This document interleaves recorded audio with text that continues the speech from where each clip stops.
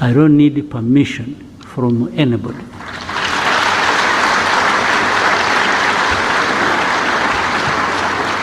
To do what we have to do to protect ourselves. I will say it in broad daylight. I have said it to those who matter in this problem. And that's what is going to happen. You go home, sleep, don't do anything.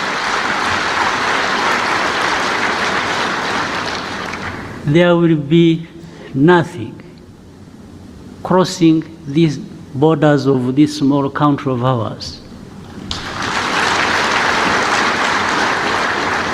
If anybody attempts, they said they had wanted to solve the problem politically. They invited some of the leaders of this group, took them to Kinshasa, that they wanted to talk to them and resolve the problem. These people, the leaders of this group, went to Kinshasa. They are put in a hotel, spent 5 months without seeing anybody to talk to them until they left. Of course, they left heavy bills behind in the hotel. Nothing else. Now, but when you see, then you would see you saw in the statements of different organizations and so, blaming Rwanda for M23 conflict in Eastern Congo. I cannot tell you the reasons exactly why that would be happening. Now, but I would ask people so. You may associate us with M23. You may blame us for everything, M23. What do you say about FDLR that is in Eastern Congo for the last 30 years, more or less? I thought even the forces, the UN forces that were put in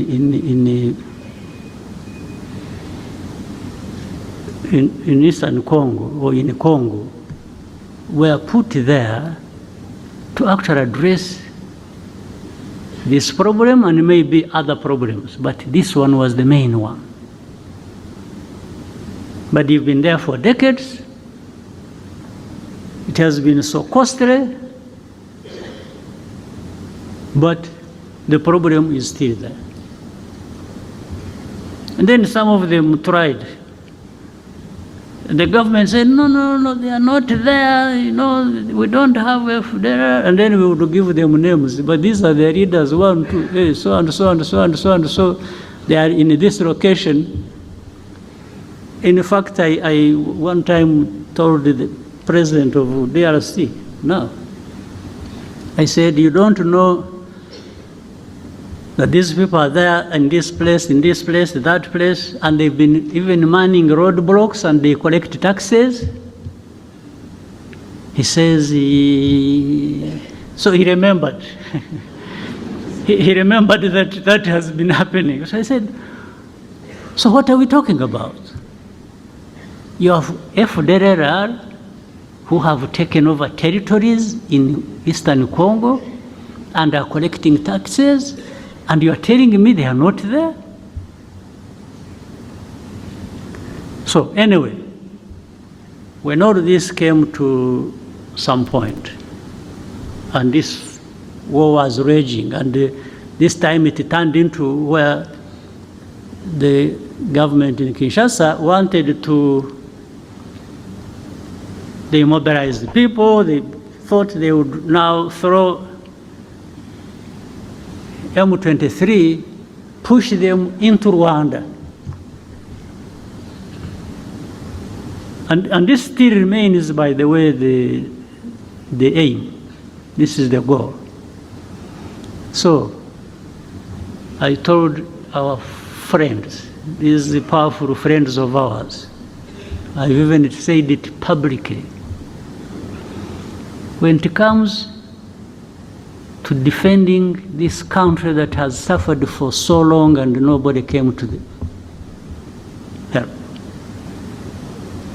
I don't need permission from anybody.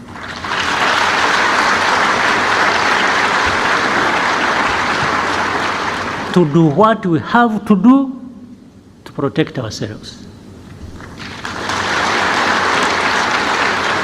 I will say it in broad daylight. I have said it to those who matter in this problem. And that's what is going to happen. You go home, sleep, don't do anything.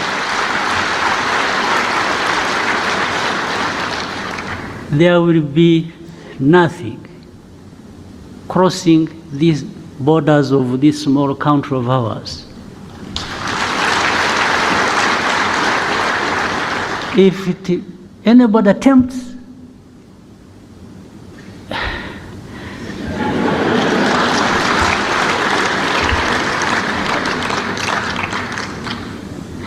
so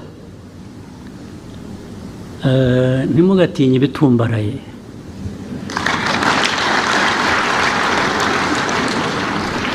Sometimes birimo ubusa. Haba harimo umwuka. Umwuka, a balloon. A balloon, you need a needle. Just ibyari birimo ukayoberwa aho bigiye. Ntimugatinye ibitumbaraye. And I'm saying this, not only that. Ikindi nuko where we have been 30 years ago, there is nothing worse that can happen to us.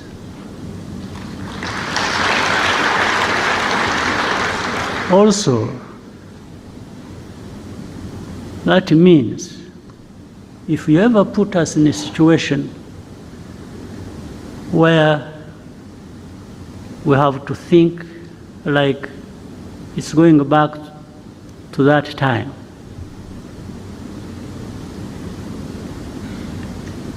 then we have nothing to lose.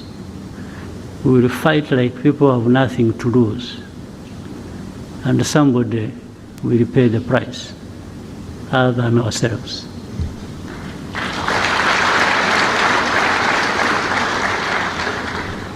You have seen, I have not answered these insults that are coming from the south, from the west.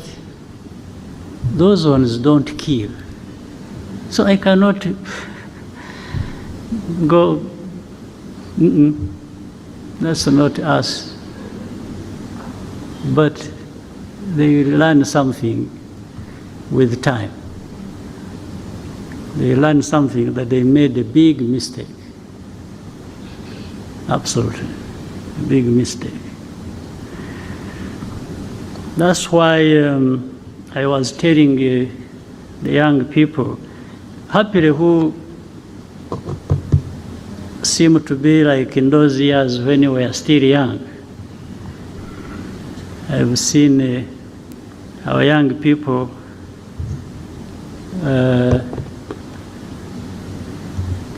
they are really ready to fight for and defend this country.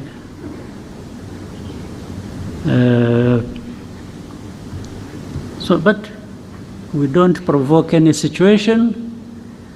We don't, in fact, we've even refused to be provoked. We are provoked and we ignore it for as long as it hasn't crossed a certain line. But the rest, these are just words, people talking and here and there, blaming us for everything and making us carry our own burden, but also other people's burden. No, we carry our own burden. We know our burden we have to carry, but making me carry somebody else's burden is going to be a problem. It's really going to be a problem. It won't happen. So, for the defense of this country, when we are right, when we are attacked, I don't ask anybody's permission. Not at all.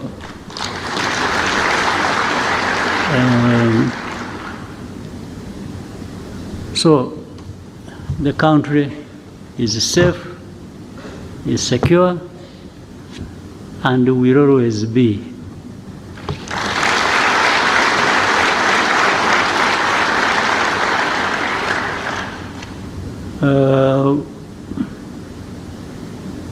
Those who are excited and because I'm told what you see happening in the West and then in the South, they are busy collecting the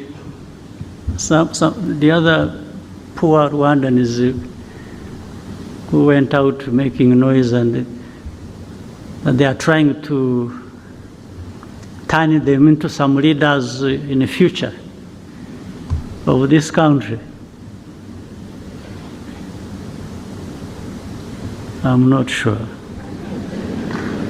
I'm not sure because some of them either will be brought here by those people who are sent away. They will get tired of them and say, or I will go and collect them and bring them home and tell them how they were mistaken to live in the first place. So, Prime Minister, I think you have had enough time to write your speech. So I think I'm going to invite you to. So I wish you a good year. I wish you happy life and many years ahead. So asanteni sana.